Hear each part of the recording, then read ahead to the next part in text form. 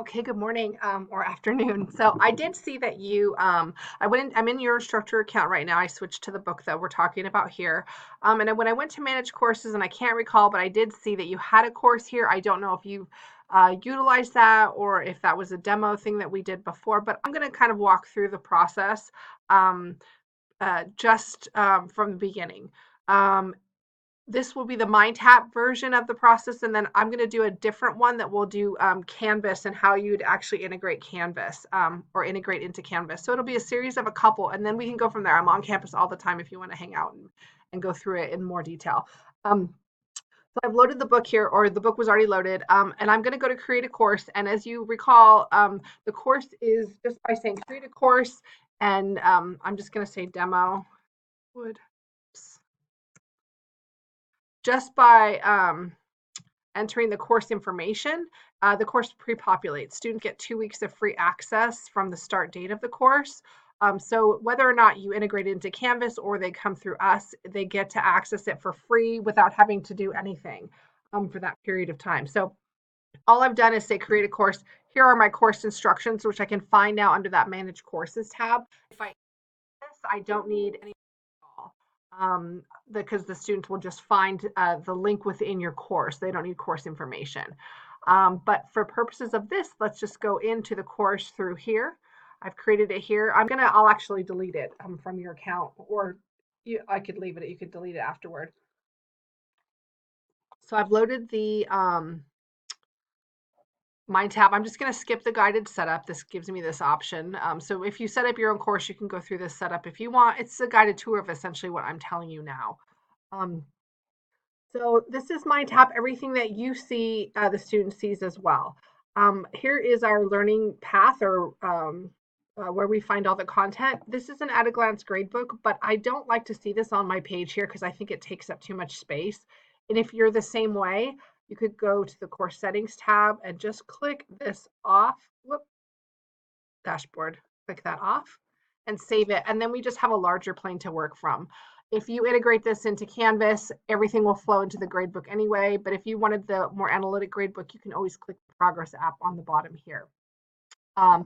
So as you can see, everything is arranged into parts with their own activities. Students will find a uniformity between chapters and parts. And everything that you see is editable. So if I expand a chapter or a part, then have my chapters. If I expand a chapter, I have my chapter 3 learning objectives, which will come straight from the ebook here. It looks like I have a getting started, just a concept kind of check. This is practice. Again, everything that you see is customizable. So the point values can be changed.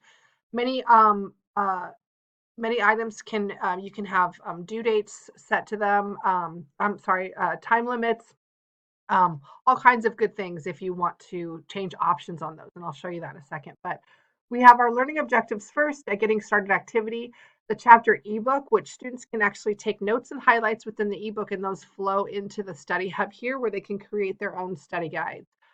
They can also have the ebook read to them, and they can manipulate that by this read speaker here. Um, we have a video case, and then we have a chapter quiz. So again, everything is going to look pretty uniform depending on the chapter. There might be a couple different components if it's a more robust chapter. But everything is customizable when I turn my edit tab on here. Now I have the ability to edit dates where I can again assign a due date and an end date. I can hide activities if I don't want the students to use them. I can hide whole chapters if I don't use them. I can also edit. So if I go to my edit tab here, I can change the description or add to the description. I can add my available date and my due date, and I can actually reorder things as well.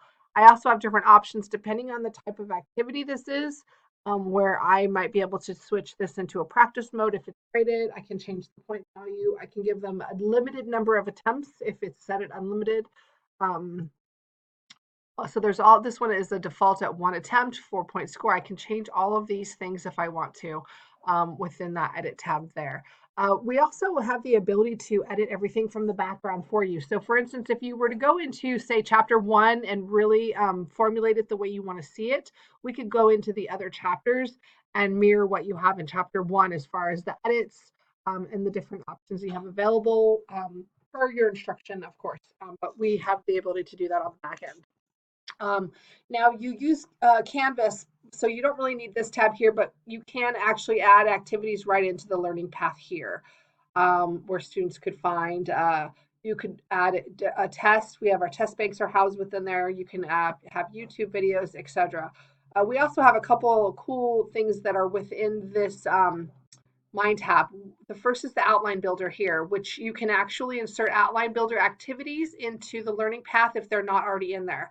So if it's in there, it will say so. These are all a no, so there are none. But you can actually click within these and see what kind of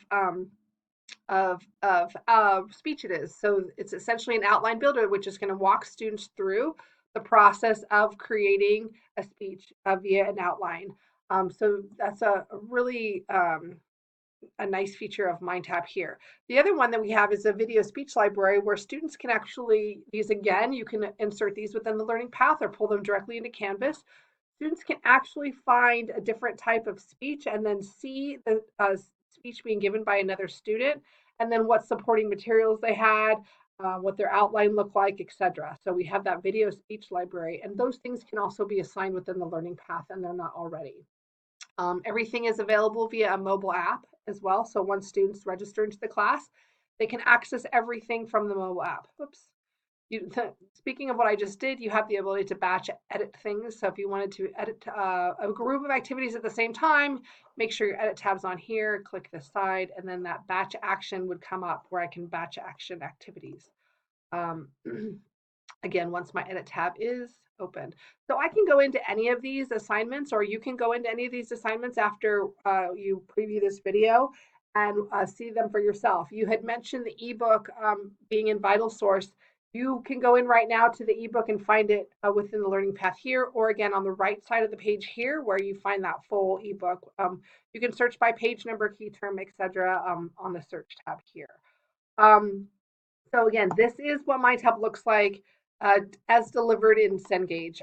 But I'm going to show you a video on how different ways that it's integrated into Canvas, which is very easy. Excuse me, but there are a couple different levels by which you can do that. So that will be the second video, and then we can go from there as far as what support you need, how we can get you set up, etc. Okay, let me know what questions you have.